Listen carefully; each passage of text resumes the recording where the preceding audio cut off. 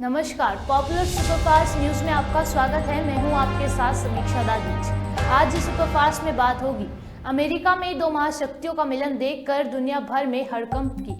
राघव चड्ढा ने बीजेपी पर लगाया बेहुदा कंटेंट शेयर करने के आरोप की। बात करेंगे अल शिफा अस्पताल के चारों तरफ सर्किल ऑफ डेथ की। प्रियंका गांधी ने दतिया रैली से साधा था निशाना, अब ज्योतिरादित्य सिंधिया के पलटवार की। सेल्फी लेने आए युवक को थप्पड़ मारने के मामले की। साथ ही जानेंगे उत्तरकाशी की सुरंग में फंसे 40 मजदूर कैसे हैं हालात की। जयशंकर ने लंदन के एक कार्यक्रम में लिया हिस्से की। बात करेंगे नेता आजम खान और उनके बेटे अब्दुल्ला आजम की हुई पेशी की। मोहम्मद शमी की बॉलिंग के फैन हुए पीएम मोदी की। और आखिर में बात होगी दिल्ली एनसीआर में AQI ने बिगाड़े हालात की। इसके साथ ही और भी तमाम बड़ी खबरों से आपको कराएंगे रूबरू। दुनिया भर में तनाव के बीच दो महाशक्तियों के मिलन से पूरी दुनिया हैरान है। अमेरिका के राष्ट्रपति जो बाइडेन ने चीनी नेता शी जिनपिंग से सैन फ्रांसिस्को से मुलाकात की। बातचीत से पहले बाइडेन ने खुद जिनपिंग को स्वागत किया। इस दौरान दोनों ही देश अपने बिगड़ते रिश्ते को स्थिर करने और अवैध फेनेनाइल के निपटने को लेकर सहमत हुए। इसके साथ ही दोनों देशों के नेताओं ने अपने सैन्य संचार को फिर से स्थापित करने पर भी हामी भरी। हालांकि आर्थिक प्रतिस्पर्धा और वैश्विक सुरक्षा के खतरों पर दोनों के बीच अभी भी गहरे मतभेद पहले जैसे ही हैं। आप नेता राघव चड्ढा ने प्रेस कॉन्फ्रेंस कर बताया कि आम आदमी पार्टी चुनाव आयोग से बीजेपी की शिकायत दर्ज कराएगी। उन्होंने कहा कि 5 नवंबर को बीजेपी के एक्स हैंडल से सीएम अरविंद केजरीवाल के खिलाफ अपमानजनक पोस्ट किया गया।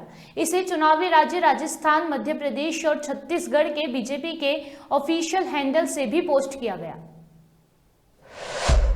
ये कोई पहली बार नहीं है कि भाजपा ने आम आदमी पार्टी के नेताओं की छवि खराब करने के लिए इतने निचले स्तर की राजनीति करी और इस प्रकार के गंदे बेहुदा कंटेंट को बनाकर अपने सोशल मीडिया हैंडल्स पर डाला।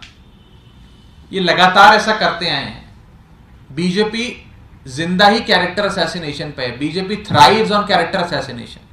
और उन्होंने भारत देश के पहले प्रधानमंत्री जवाहरलाल नेहरू से लेकर दिल्ली के मौजूदा मुख्यमंत्री अरविंद केजरीवाल तक किसी को नहीं छोड़ा अपने कैरेक्टर असैसिनेशन के अटेम्प्ट से।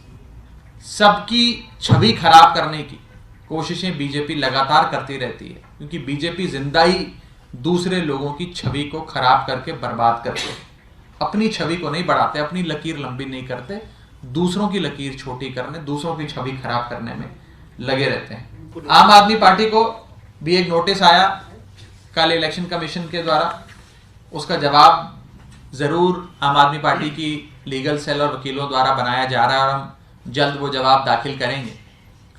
लेकिन मैं आपको बता दूं कि जिस कंटेंट के संदर्भ में आम आदमी पार्टी को वो नोटिस आया है, वो कंटेंट 8 नवंबर को आम आदमी पार्टी ने अपने सोशल मीडिया पेज पर जो डाला था, वो 5 नवंबर को बीजेपी ने जो अपने सोशल मीडिया हैंडल्स पे कंटेंट डाला था उसके जवाब में डाला था। आप दोनों कंटेंट के जो वीडियोस हैं वो उठाकर देख सकते हैं, आप खुद समझ जाएंगे। दुख की बात यह है कि आम आदमी पार्टी को नोटिस आ गया, लेकिन बीजेपी को कोई नोटिस नहीं आया। हम उम्मीद करते हैं कि हमारी कंप्लेंट के बाद अवश्य भाजपा को भी नोटिस दिया जाएगा। गाजा के अल शिफा अस्पताल के चारों ओर इजराइल सेना ने कब्जा कर लिया है, जिसे अस्पताल के डॉक्टर सर्कल ऑफ डेथ यानी मौत का घेरा बता रहे हैं। रॉयटर्स की एक रिपोर्ट के अनुसार इजराइल सेना ने सोमवार को गाजा की लाइफलाइन माने जाने वाले अल शिफा अस्पताल को घेर लिया। दरअसल ये घेराव उत्तरी गाजा पर कब्जा करने के इजराइल सेना के लक्ष्य के तहत था। WHO की माने तो अल शिफा में करीब 1500 लोगों ने शरण ली थी। उन्होंने 12 नवंबर को बताया था कि अस्पताल में 600 से 650 मरीज हैं। वहीं 200 से 500 कर्मचारी और करीब 1500 शरणार्थी मौजूद हैं। मध्य प्रदेश की दतिया में चुनाव प्रचार के दौरान कांग्रेस नेता प्रियंका गांधी वाड्रा ने केंद्रीय मंत्री और अपने पूर्व सहयोगी ज्योतिरादित्य सिंधिया पर जबरदस्त हमला बोला। कांग्रेस महासचिव ने सिंधिया को गद्दार तक कह दिया है। अब बीजेपी सांसद ज्योतिरादित्य सिंधिया ने सोशल मीडिया पोस्ट के जरिए प्रियंका गांधी पर निशाना साधा है। सिंधिया ने प्रियंका पर पलटवार करते हुए उन्हें पार्ट टाइम लीडर बताया है। नाना पाटेकर अक्सर अपने बेबाक बयानों को लेकर चर्चा में रहते हैं, लेकिन बीते बुधवार से वे अपनी एक हरकत को लेकर चर्चा में हैं। नाना ने वाराणसी में अपनी फिल्म जर्नी की शूटिंग के दौरान एक फैन को थप्पड़ रसीद कर दिया था।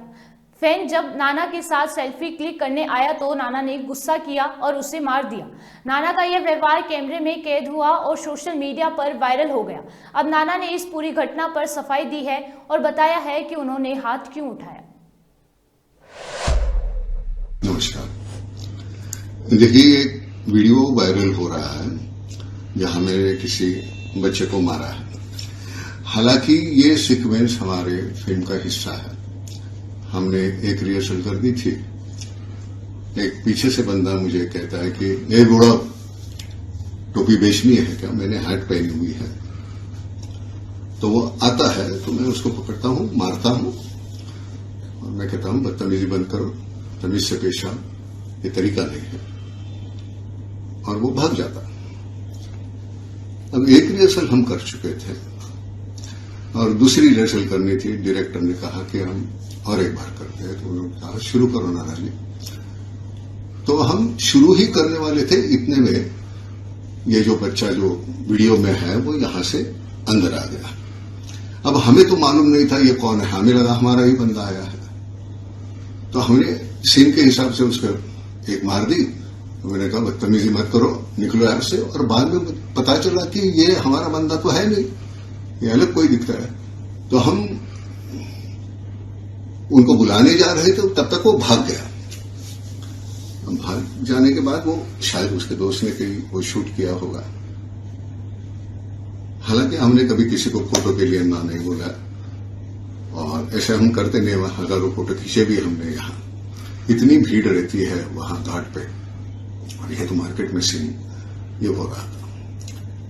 अब ये गलती से हो गया, हमको मालूम नहीं वो कहां से आया। हम अपना ही बंदा समझ के ये किया है। तो अगर गलतफहमी कोई है तो माफ करो भाई, हम ऐसे कभी किसी को मारते नहीं, आज तक ऐसा हमने किया नहीं। वो सभी के काशीवासी है, सभी के जो है इतना प्यार करते हैं लोग हमसे, और हम ऐसे हरकत नहीं करेंगे कभी। मैं उसको सामने माफी मांग लूं। वो उस दिन भाग गया और हम ढूंढते रहे उसको। मैंने कहा यार खामखा उसने एक लफड़ खाया, तो उसको ढूंढ लो, हम माफी मांग लेंगे। तो वो भाग गया, कहीं वो डर के मारे भागा होगा। वो शायद वो रिहर्सल के बीच में घुस गया, तब उसको लगा था और मारेंगे शायद। तो लेकिन माफ कर लो, हम ऐसा कभी करते नहीं। लोग इतनी मतलब सपोर्ट कर रहे हैं। हम घाट पे तो आप जानते हैं कितनी भीड़ होती है, लेकिन वहां कोई दिक्कत नहीं। हम इतने दिन से शूटिंग कर रहे हैं, अगले कुछ और 10-15 दिन शूटिंग करेंगे हम। लगभग 4 दिनों से उत्तरकाशी की इस सुरंग में फंसे हुए हैं 40 मजदूर। कहने को तो उन्हें सिर्फ सही सलामत बताया जा रहा है, लेकिन तब तक वो बाहर नहीं आएंगे जब तक कैसे ये भरोसा कर लें। टनल के बाहर लगी इस भीड़ के मन में भी यही सवाल है कि कब तक हमारे मजदूर भाई बाहर आएंगे और इसको गति मिले, इसीलिए इतना बड़ा ये एफर्ट किया गया है। और बहुत हैवी मशीनरी है ये, और रेट ऑफ इसकी ड्रिलिंग फास्ट है, और कार्य को जल्दी पूरा किया जा सके इसके लिए ये मशीन मंगाई गई है। और लगातार भारत सरकार भी इसमें मॉनिटरिंग कर रही है, राज्य सरकार भी मॉनिटरिंग कर रही है, और हम सबका एक साझा प्रयास है कि इस ऑपरेशन को जल्दी से जल्दी और सुरक्षित तरीके से पूर्ण करें। सुरंग में फंसे 40 मजदूरों तक खाने के लिए क्या क्या पहुंचाया जा रहा है, सुनिए।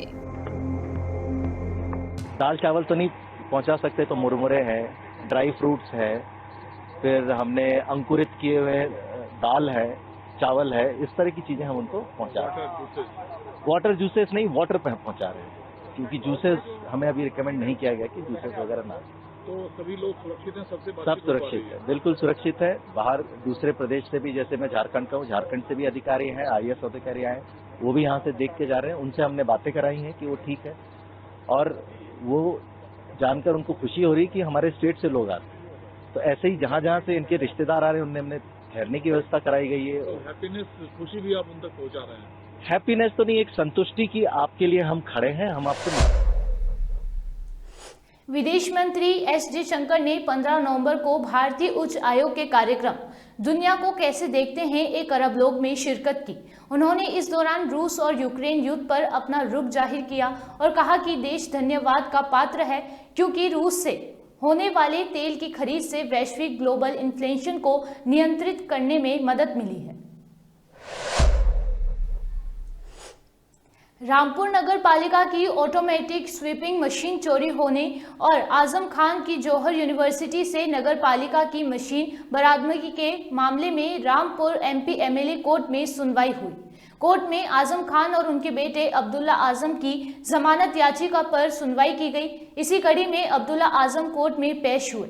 इस दौरान सुरक्षा के व्यापक इंतजाम किए गए थे, जबकि आजम खान की पेशी वीडियो कॉन्फ्रेंस के जरिए सीतापुर जेल से हुई।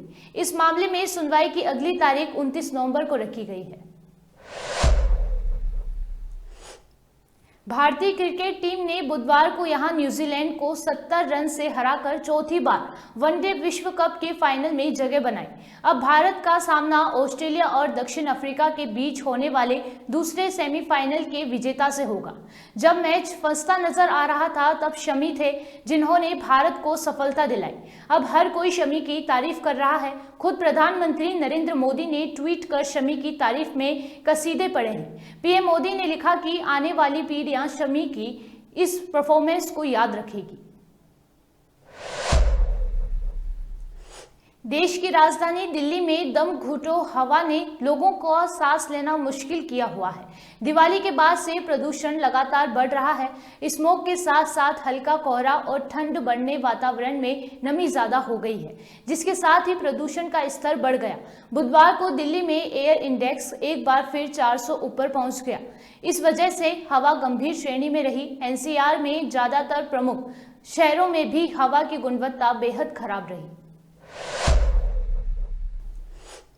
सुपरफास्ट टॉप 10 न्यूज में आज के लिए सिर्फ इतना ही। देश और विदेश की तमाम बड़ी खबरों से जुड़े रहने के लिए देखते रहिए पॉपुलर टीवी। धन्यवाद।